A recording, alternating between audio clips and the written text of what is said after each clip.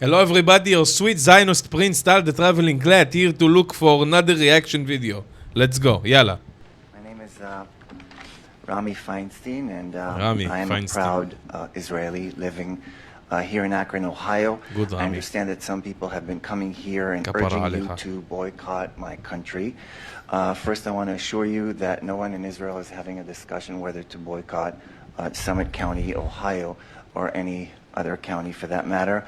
It is okay to criticize Israel, but sadly, many here in America are trained to disguise their hatred of the Jewish state, present it as a concern for human rights. So how can we detect this kind of hypocrisy? Let's ask some questions. First of all, is Israel the only country that you want to boycott? Is the rest of the world perfect? Russia, Iran, Syria, Yemen. If Israel is the only country singled out, perhaps this isn't about human rights. This is about hatred for the Jewish state. If someone speaks about the Palestinian suffering, do they also condemn the biggest Palestinian oppressor, Hamas, the corrupt leadership stealing billions from their people, Hamas, which has refused elections since 2007, using civilians as human shields, firing from kindergartens and hospital. Hamas that committed unspeakable atrocities in October 7. Are they all accountable for starting this war? 250 hostages, babies, women, elderly. Question, when they scream, "Free Palestine," who actually is going to be free in Palestine? Are women going to be free in Palestine? LGBTQ, Nope. blacks, Nope. Christians? Are Jews going to be free in Palestine, or only Muslim men that submit to a terror jihadi regime? Another question, are they really criticizing Israel for something we did, or are they opposed to the fact that we exist, living and breathing and speaking Hebrew in our ancestral land? There are 57 Muslim countries, 22 Arab countries, and only one Jewish state, and they call this colonialism. How stupid do you think we are? They call Gaza an open prison, but do they ask you to boycott Egypt that also has a border with Gaza? Why not also hold Palestinian leadership accountable for decades of rejecting peace and fueling violence and terror? It was never about coexistence for them. They want to erase and replace Israel, and they say that out loud. We only need to listen, and we need to listen here in Akron, Ohio, because the Imam is giving speeches in Kent University praising October 7, and we know that words like these can lead towards violence against Jews here in Akron, Ohio. So if you call for the boycott of Israel, let me be clear. We see you for the hypocrites that you are. Jews are now defending themselves in this world, and Jews are fighting back, and you need to get used to it. Thank you so much.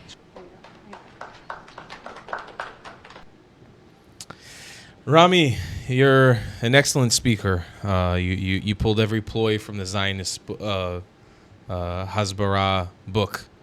And while it does make a lot of sense because you're speaking logical points, ain't no one listening. Ain't no one care. That's a reality. The reality is if they cared, something would have been done a while ago. But ain't nobody listening. Ain't no one caring. Especially not Karen. Now, rather than addressing or backing up some of the points that Rami made, because I make a lot of these points myself when I talk or when I debate, I actually want to address what the reply from the pro-Palestinians would be. And it would be, this is a classic case of whataboutism. You're saying, what about this, what about this, what about this, what about this, what about this, without talking about the things that I brought to your attention. But without falling too deep into the trap of your whataboutism ploy, I do have to ask, what about what's going on? Now, you'll always say, if we talk about October 7th, well, October 7th didn't happen in a vacuum. That's a whataboutism.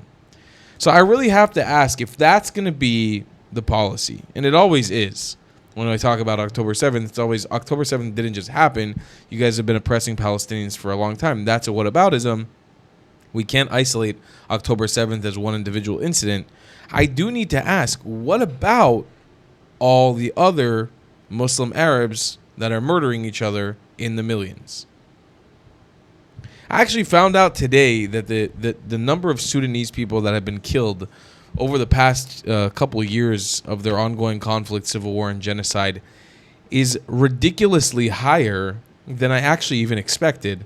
I've been quoting the number 50,000 since the beginning of 2024, but we're well into 2025 now, and the number has reached and surpassed potentially 2 million people, with over 500,000 children dying of malnutrition.